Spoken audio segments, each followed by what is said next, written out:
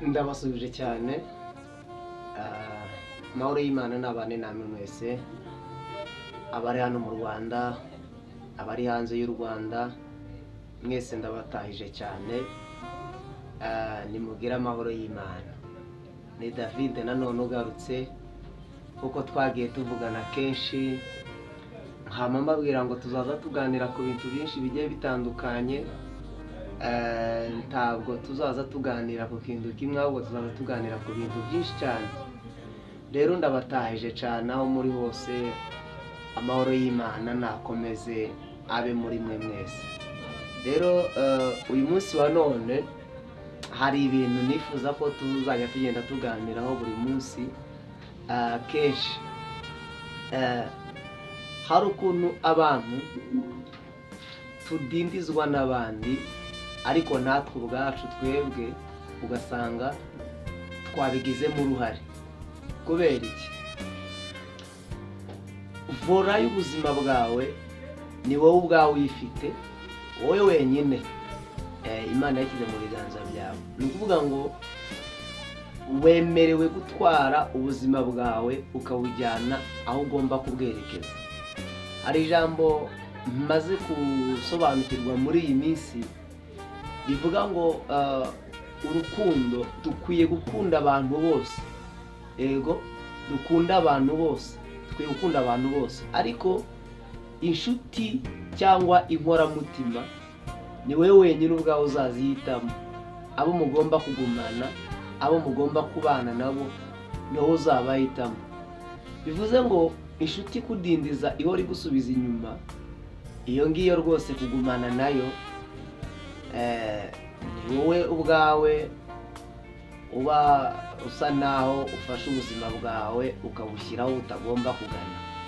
Ni ukuvuga ngo zimwe mu nshuti dufite zose ntabwo ariko zidufitiye umumaro. Kubera iki? Bamwe mu bantu Yesu yabanaga nabo 12 hari harimo Yuda. Bivuze ngo mu buzima tubamo bwa buri munsi ntabwo uyu muntu tujya tumubura. Ushobora kuba yagambanira inzozi zawe zikadindira zigasubira inyuma. Uba ukwiye gufata urugero rwiza wowe ubwawe ukiga n'umutima wawe, ukamenya, ugasobanukirwa, ukamenya aho intambwe yawe uyerekeza n'aho uyiganisha. Kubera iki? Uyu munsi wa none dufite ibiti byinshi biteye impande zigiye zitandukanye ku mihanda, ariko sindabona umuzi wazamutse ngo ujye mu kaburimbo. Oya, ahubwo umuzi uramanuka ukajya gushakisha mu butaka, ukajya aho ugomba kujya, ukajya ahantu heza hazima kandi hagomba kuwutunga, ukabaho neza ndetse cyane. Kubera iki wowe umuzi wawe wawushora utagomba kuwushora? Imana turemanye ubwenge bukomeye cyane kandi ituremera n'ibizatwigisha. Ni ukuri hari umwarimu cyangwa hari umuprofe nakunze cyane. Ni umuprofe utagira urya ruswa, ni umwarimu ntabwo ajya arya ruswa. Icya kabiri, ntabwo ajya yishyuza, aza akorera ubundi. Uwo mwarimu ntabwo aza yishyuza. Uko waba uri igihangange ufite ifaranga nyinshi ntabwo akwishyuza. Uko waba uri umukene kose ntabwo akwishyuza. Ahubwo we araza agakora misiyo ye uko agomba kuyikora, araza agakora ibyo agomba gukora mu gihe cye rwose n'umutima mwiza, akakwigisha neza. Ese uwo mwarimu wigeze umumenya? Aho ntimwahuye ukamufata nabi ntumenye ko ari mwarimu wawe? Uwo mwarimu ninde? Uwo mwarimu yitwa iminsi, igihe. Igihe kiraguterura kikagutereka aho gishaka. Igihe kikuvana muri kositime kikagushyira mu gasengeri gacitse. Igihe kikuvana mu ikabutura kikagushyira muri kositime ya 800. Igihe kikuvana ku musambi kikagushyira ku gitanda cyiza cyane. igihe kikuvana ku muhanda kikakwinjiza mu mataje cyane akomeye cyane. Icyo nicyo bita igihe. Uyu mwarimu rero ntabwo akwigisha bitewe n'aho agusanze, kandi akwigishiriza mu bagusanzemo, ntabwo akwigishiriza mu bo hanze yabo urimo. Ni ukuvuga ngo abo uri kumwe nabo, abo bana nabo, niba uyu mwarimu akorana nabo kugira ngo babashe kukugezaho ubumenyi baguteguriye bugomba kukugeraho. Bigusaba kugira imitekerereze iri ku rwego rwo hejuru, ukagira n'ubumwe bukomeye cyane hagati yawe na Kristo, kuko Kristo niwe ujya ubasha gushoboza umuntu wenyine ubwe kugira ngo abashe kwiga, asobanukirwe kandi ntasubire inyuma mu byo arimo anakora. Rero umunyeshuri mwiza, umuntu wese uri kureba iyi video, niba utarahuye na mwarimu witwa igihe, akwigisha ubuzima bwiza, akwigishe kubaho neza, akwigishe gukunda, yewe rimwe na rimwe igihe atwigisha kumenya abantu tubana nabo, yewe rimwe na rimwe igihe atwigisha ikigero cy'urukundo tugomba gukunda abantu n'uburyo tugomba kubana nabo. Rero igihe ntukamusuzugure, ni mwarimu wawe wateguwe n'Imana, wazanywe n'Imana mu buzima bwawe bwa buri munsi. Ntukamusuzugure, ntukamuca amazi. Akandi kantu, iyo utari wamenya igihe icyo ari cyo, rimwe na rimwe wishyira mu mwanya utagomba kujyamo.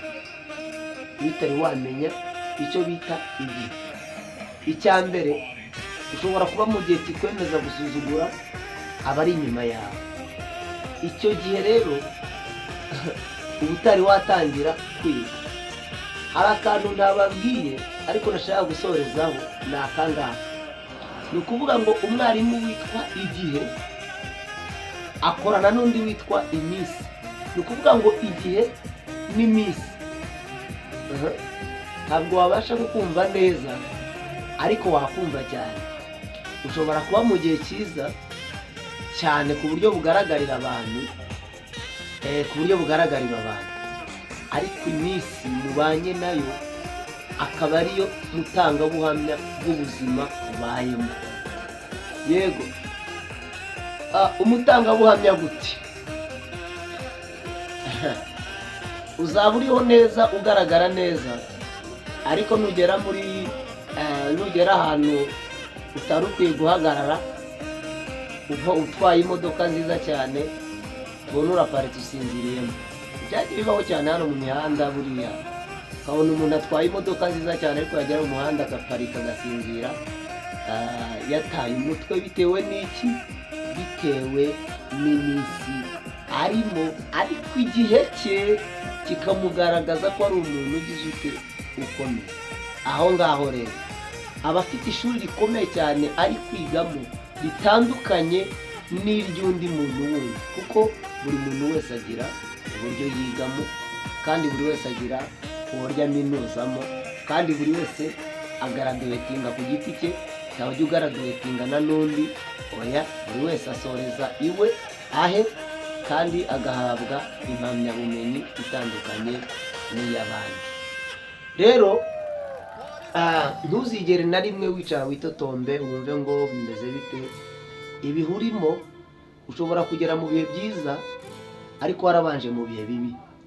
Ushobora kuba mu bihe byiza utazi ibibi. Hari abantu batajya bamenya ibibi. Igihe kimwe twaba turi gusenga, turavuga ati tugiye kumva ubuhamya ku mpande ebyiri. Uruhande rumwe, umuntu umwe atanga ubuhamya, aravuga ati mu buzima bwanjye ikintu cyambabaje nahuye nacyo gikomeye, nuko narwaye ndi ku ishuri, abanyeshuri bakandira imbuto, ndababara, icyo gihe ndaburara. Niyo kintu gikomeye yahuye nacyo. Noneho undi nawe aduha ubuhamya, atubwira ukuntu yari Sarigomo, atubwira ukuntu yari Ibande, atubwira ukuntu yateraga Gatarina n'ibindi. Urumva abangaba bafite iby'igihe cyabanyujijemo bitewe n'imbaraga z'umutima bafite, cyangwa n'imbaraga Imana yabahaye zo guhangana n'ibyo bagomba guhangana. ntabwo Imana izakunganira, ntabwo Imana izakuha kurwana ibingana n'ibyo runaka arwana nabyo. Uzarwana n'ibyawe, na runaka arwane n'ibye, na runaka arwane n'ibye. Kubw'amahirwe uzatsinda n'undi azatsinda kubera Imana. Rero igihe ntikizatume uzamura intugu wibagirwe abo mwari muri kumwe hasi. Yego, igihe ntikizatuma uzamura intugu gitume wirengagiza ukandagire abo usize hanze. Kuko ejo cyangwa ejo bundi ushobora kubisikana bazamuka nawe umanuka. Ni ku gihe kimeze, bamwe barazamuka abandi bakamanuka. Ushobora gusuzugura usize hasi, bwacya mukabisikana azamuka wowe umanuka. Yego, bivuze ngo ukwiye guha agaciro uwo ari we wese uhuye nawe cyangwa uwo ari we wese ubonye, kuko Imana yafashe viziyo za buri muntu wese, irazihisha, irazibika. Buri muntu wese azi aho ahagaze, azi aho avuye, ariko ahari kugana ntabwo agite, ntabwo ahazi. None wowe urimo urarwanya cyangwa urimo urahirika umuntu utazi imbere ye uko hameze, uko hari. Ni ukuri umukoresha wiwe, ejo cyangwa ejo bundi abana be bazigisha abawe, cyangwa bazakoresha abawe. Mwabanye bite? Mwabanye. Rero icyo ni igihe twavugaga rata, ariko murumva ko igihe gifite uko gikora kandi uko kimera. Rero nuhura n'uyu mwarimu uzamuha ikaze, umwishimire, umunezererwe, umubwire ati urakaza neza minsi, cyangwa urakaza neza mwarimu wanjye, twige ubundi umfashe mbone impamyabumenyi yanjye kugira ngo nanjye njye kwigisha abandi. Asante. Kugira amahoro. Ni Itangiriro TV. Kora share, kore subscribe, ndetse una liking. Umuhigo w'abanzi bacu ushimwe kutatugize. Umuhigo w'abanzi bacu, abanzi bacu ntibavugirize impundu kunesha.